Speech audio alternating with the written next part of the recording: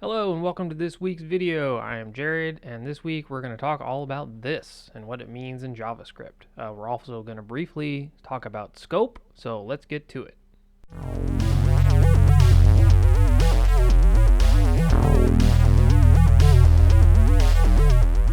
So before we get started, let's give you a little bit of context.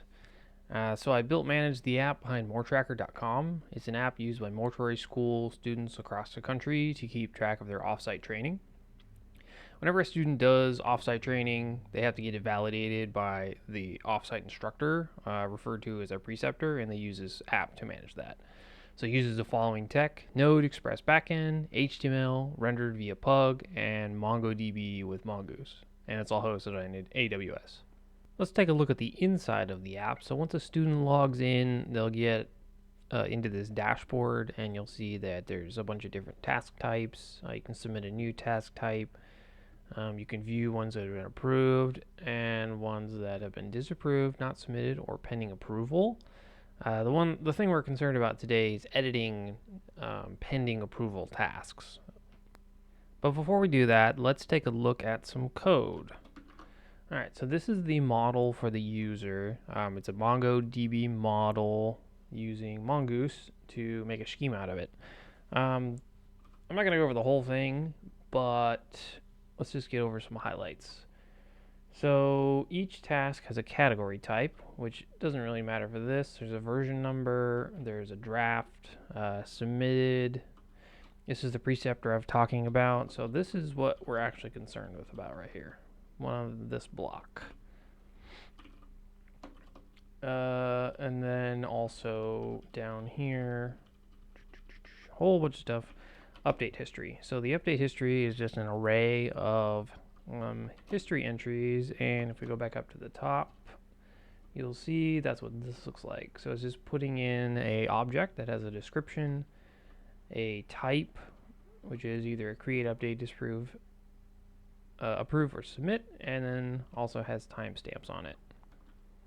The broken functionality has to do with it crashing when someone tries to update their preceptor on an existing task. So let's check that out. So going into a existing task that's pending approval, we can edit it. I'm just going to put my e-signature in here real fast.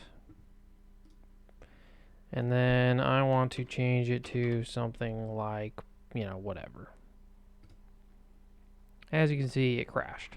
So if we go into our error, we'll see, never mind the deprecation warning. This .getUpdate is not a function right there. That's the issue. As you can see, our error handler was nice enough to give us a line number. That's the problem. So this is in our task.models, which we already looked at. So let's go to line 100 down here, and you'll see basically this is the error right here, this block. It's not able to get a hold of this .getUpdate. So let's take a look and see what's going on. Let's make this bigger. Oops. Basically what happens is every time the task is updated, before it saves into the database, this code right here runs. So this is really what we're concerned about. So what I'm going to do is I'm going to add some debuggers in here, and then we're going to step-by-step walk through the code and figure out where the issue is. Alright, so I added some debuggers in there. Let's go ahead and make this smaller again. Let's go back here. Okay, so this is right before we were going to submit it. Let's open up the Chrome DevTools, and let's put this. Yeah, that's okay. And then we're going to open up the dedicated DevTools for Node.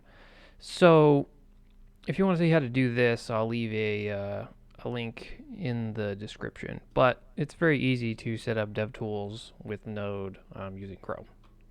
Okay, so we're going to submit it again. So let's slide this over here. And we'll just go ahead and submit it again. Okay, so we're inside the code, as you see. Let's make this bigger so I can actually see what I'm doing. Okay. So we hit the first debugger. Now, what I really want to focus on for this is what this is referring to. So in this case, in this scope, inside the function, the callback function for the pre-save hook, this refers to model.query. And on this model.query, we have a whole bunch of stuff that we have access to. It gives us the schema, collection, etc., etc. But what we really want to be concerned with is the get update, because this is how we're going to compare the updates. As you see, it's accessible here. And it's telling us what our MongoDB update is. And if you're not familiar with MongoDB, that's okay. Basically, it's just, this is the data that it's setting to the database. It's going to change this data. And as you see here, we have our update for Preceptor that we're pulling from the HTML. All right, so let's go to the next step. Stepping in, so now we're inside of this await find one. So unfortunately, the this.getUpdate doesn't get us the old information for the old task. So we have to go grab the task from the database to compare whether the old preceptor is the same as the new preceptor. So the old preceptor here is the doc, which gets returned by the find one, and the new preceptor is the preceptor update, which we pulled from here. So let's step into the third step. So I'm just running a little if statement. If preceptor update is, if there is a preceptor update and new preceptor is true, which is just this function that checks to see if it's true or not, then we'll try and run this. Now, if we look to see what this is right now, this just refers to the global, which is not real helpful because we no longer have access to the get update, because we need to get access to this get update so we can change it and then push it back into it, which is why if we let it run, it crashes. So you see the this.getUpdate is not a function.